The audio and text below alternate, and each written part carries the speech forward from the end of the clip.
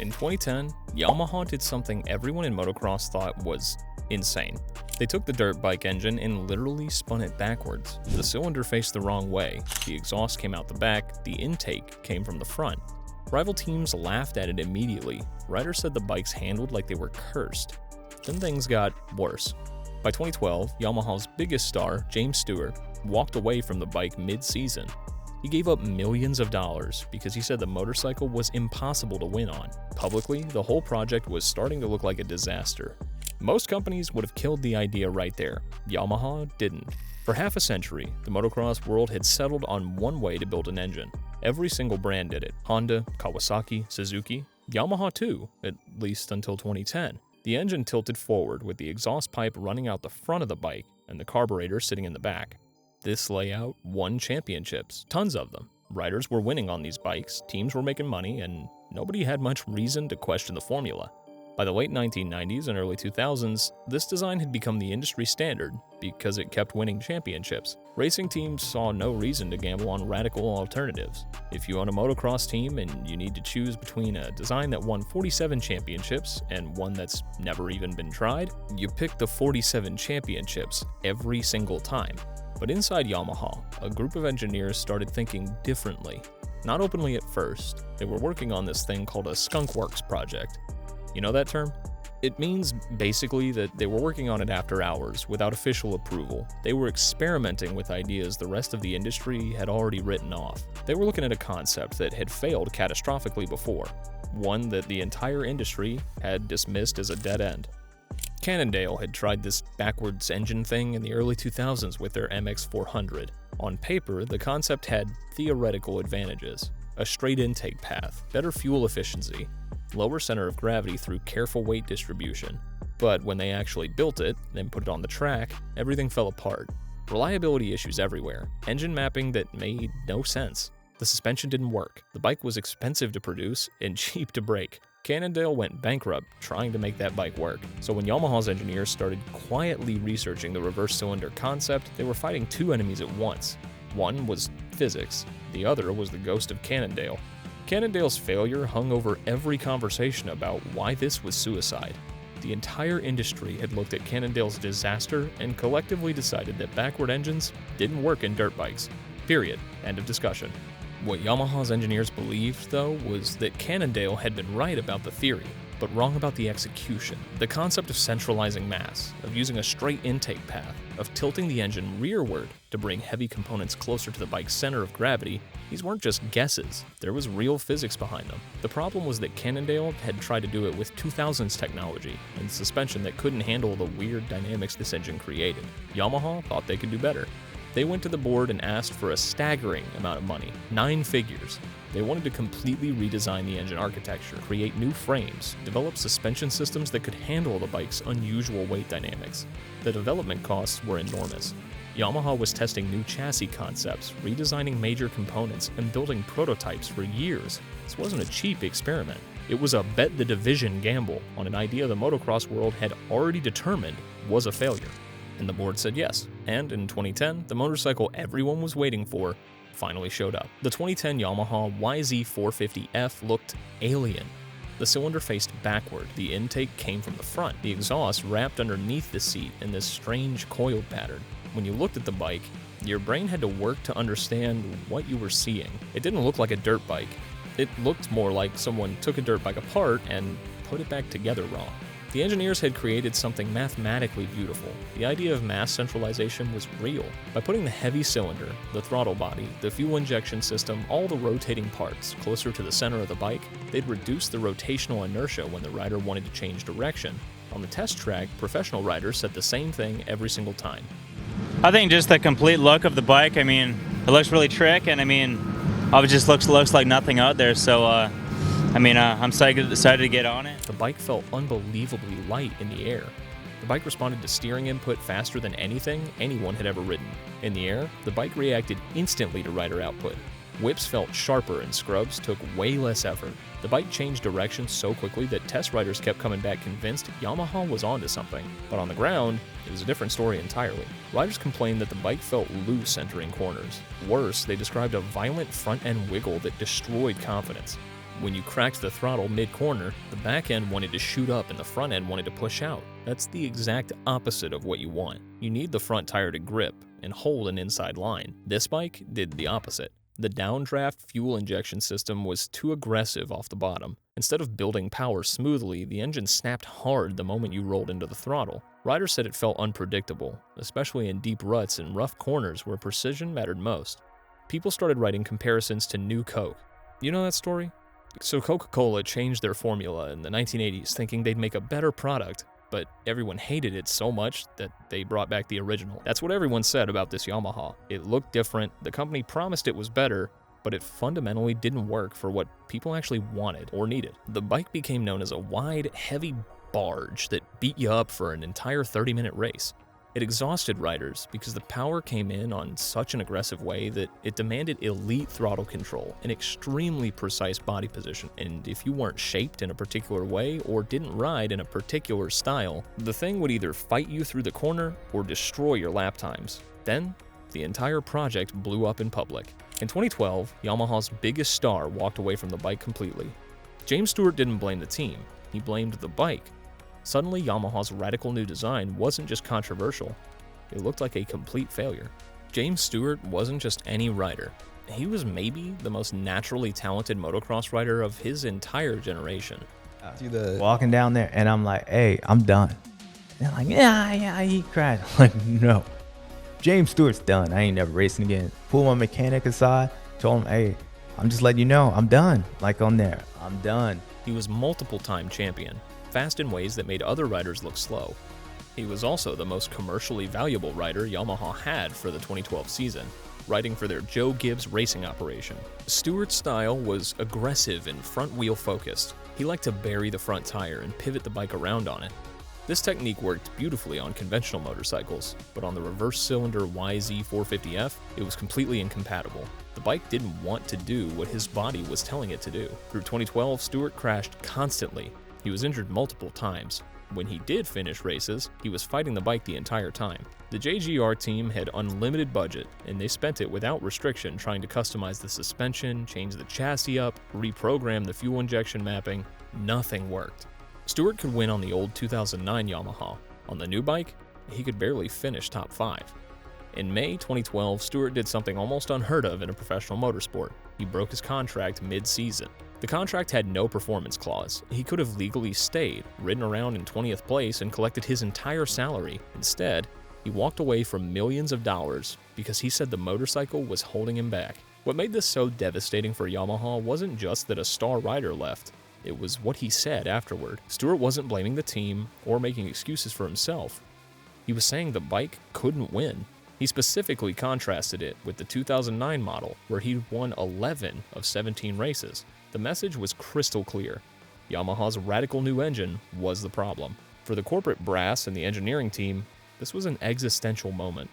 A rider of Stewart's caliber just publicly said your motorcycle was impossible to win on. That's devastating for brand reputation and dealership sales. And logically, any corporation looking at this situation would say, okay, we tried something radical, it didn't work, let's go back to the drawing board and design a normal bike. But Yamaha didn't do that. Instead, they made a decision that was even crazier than building the backwards engine in the first place. In 2014, Yamaha did something insane. Instead of abandoning the reverse cylinder or focusing only on fixing the 450, they expanded the concept to the YZ250F.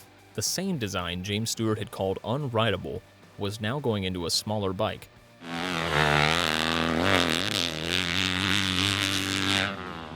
Yamaha doubled their bet. If the 450 was a disaster, the logic went, well, why would you put the same concept into another bike? Yamaha believed the answer was in the data. Their engineers had years of telemetry, testing, and real-world feedback pointing to the same conclusion. The physics behind mass centralization were sound. The real issue was the 450's power delivery. The engine hit so violently that it overwhelmed the chassis dynamics. The 250 made far less power, and more importantly, it delivered that power in a manageable way. Yamaha could still keep the centralized engine layout, the gyroscopic advantages, and the straight intake design without the bike trying to rip itself apart every time the rider touched the throttle. For the first time, the handling benefits had a chance to shine through instead of getting buried under aggressive torque. They released the 2014 YZ250F. and it was instantly hailed as a masterpiece. Professional test riders kept coming back saying the same thing. I think it handles better than last year's. It sets up for the corners good, and most people thought, like... The bike was unbelievably easy to ride fast. It carried momentum effortlessly, stayed controllable at high RPM, and let riders push harder with less energy. Compared to the competing 250s, it felt both faster and easier to ride. For the first time, Yamaha's reverse cylinder concept actually made sense to people. The 250F didn't just sell well, it completely dominated the market. Riders could finally feel what Yamaha's engineers had been chasing since 2010. The bike cornered lighter, carried momentum differently, and made the reverse cylinder concept feel less like a failed experiment and more like the future. Other manufacturers might not have copied the design, but they stopped laughing at it. Magazines voted it the best in class. Riders switched teams to ride it. Yamaha's market share for the 250 class skyrocketed. Now, the reverse cylinder design had finally been proven in the real world, at the professional level, with riders winning races. This victory gave Yamaha's engineering division something they desperately needed: breathing room. Corporate gave them money and time to keep refining the 450. The pressure eased because at least one half of the equation had been proven correct. From 2014 to 2020, Yamaha was stuck in an uncomfortable middle ground. The 250 had become a success story, but the 450 still carried the reputation of being fast, unpredictable, and exhausting to ride. The exhaust routing was completely redesigned to bring the muffler closer to the center of gravity. The fuel tank was repositioned, the airbox was expanded, the engine geometry was tweaked, the cylinder tilt was adjusted by a few degrees here and there. And these might sound like minor adjustments, but in engineering terms, they're significant. Shifting the cylinder tilt from one angle to another by even a few degrees changes where all the weight sits and how the bike responds to acceleration.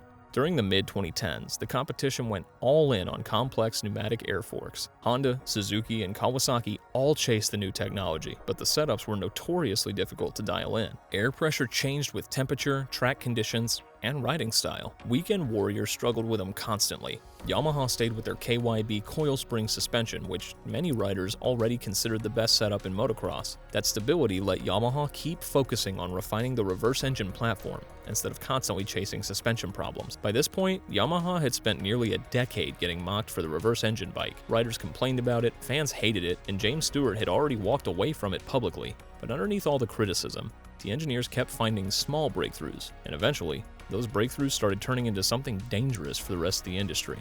In 2018, something changed. Yamaha completely redesigned the frame around a new aluminum bilateral beam design and revised the engine position to move more weight toward the front of the bike. The result was massive. For the first time, the front-end push that had haunted the bike since 2010 finally started to disappear. At the same time, Yamaha did something revolutionary. They added Wi-Fi to a dirt bike. They created an app called the Blue Crew Power Tuner that let riders connect to their motorcycle's computer and adjust fuel mapping directly from their phone. No expensive hardware module, no need to be a technician, just open an app and smooth out the throttle curve if it felt too aggressive, or add power to the bottom if it felt weak. Suddenly, riders could tune the bike themselves instead of just living with whatever setup they got. If the initial throttle response lifted the front wheel, you could retard the ignition timing off idle. The bike would react differently everywhere on the track. For the first time, riders could actually calm the bike down themselves instead of just adapting to whatever Yamaha gave them.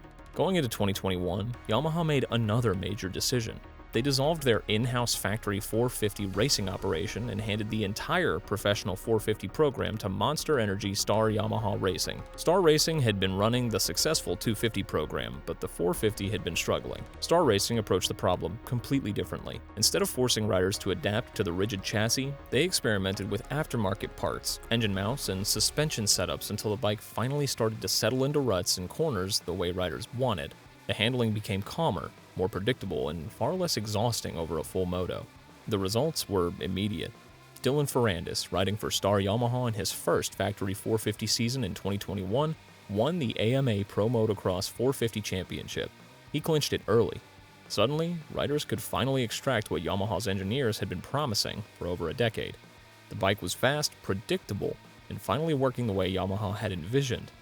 But the real vindication came the next year. Eli Tomac, a multiple-time champion and one of the greatest riders of all time, finished his contract with Kawasaki. He could have gone anywhere. Any factory team in the world would have hired him. Instead, Tomac specifically sought out Star Yamaha. He said his decision to join was purely a performance decision. He tested the bike at the Star facility and recognized that the Yamaha was finally delivering on its promise. What Tomac did on that bike in 2022 was utterly dominant. He won the Supercross championship, then he won the Motocross championship. Dual championships on the bike that James Stewart said was impossible to win on 10 years earlier. That's the ultimate vindication. That's the moment when the long gamble finally starts to pay off in dividends. So by 2022, Yamaha had done it. They'd taken an idea that everyone said was crazy, stuck with it through public humiliation and professional riders leaving, spent over a decade refining it, and finally proved it was superior. But in motocross, staying on top never lasts very long. The second you stop pushing, somebody else catches you. Heading into 2023, Yamaha knew they had something special, but they knew it could be better. Riders still complained that the bikes felt heavy and wide between the knees. The power delivery could still be smoother for amateur riders who didn't have Eli Tomac's throttle control. So, they completely rebuilt the 450 from the ground up. Yamaha shaved 3 pounds from the engine alone, which is enormous in a sport where manufacturers argue over ounces. Internally, the bike got new pistons, revised intake ports, and more aggressive valve lift profiles that completely changed its character. Instead of that brutal bottom-end hit, the power now built smoothly before unleashing a devastating pull through the mid-range and top end. The chassis was completely reworked. The radiator shrouds were narrowed dramatically. The fuel tank was slimmed between the rider's knees. Suddenly, the bike felt like something you sat on top of, rather than something you were trapped inside. Yamaha also softened some of the chassis rigidity, helping the bike absorb bumps better and eliminating the wallowing sensation that had plagued earlier versions. The 2023 Yamaha YZ450F won almost every major magazine shootout. It was named the Bike of the Year. This was the motorcycle that the engineers had imagined back in 2010, when they first pitched the reverse cylinder. It had taken 13 years to build it, but they finally got there. Looking back on the whole thing, Yamaha wasn't just chasing a faster bike. Plenty of companies can build fast dirt bikes. What they really challenged was the idea that there was only one correct way to build them. For half a century, manufacturers built engines one way because that design consistently won races. Eventually, the entire sport stopped questioning it. The engineering principle behind mass centralization was never the real problem. What took more than a decade was figuring out how to make the rest of the bike work around it. Yamaha had to redesign chassis geometry, suspension behavior, engine character, frame flex, and electronic tuning, until the concept finally worked in the unpredictable conditions of real motocross racing. That's what separated Yamaha from Cannondale. Cannondale introduced the reverse engine concept once, struggled with it, and disappeared. Yamaha struggled with it too, but they kept refining every weak point instead of abandoning the idea when things went sideways. James Stewart walked away from this bike publicly. Early versions handled poorly. Fans and riders alike questioned whether this project was just a mistake. Yamaha kept developing it anyway. And honestly, that's what made this whole thing different. Not marketing hype or some miracle engineering breakthrough. The real story is a company refusing to walk away from an idea the rest of the sport had already dismissed.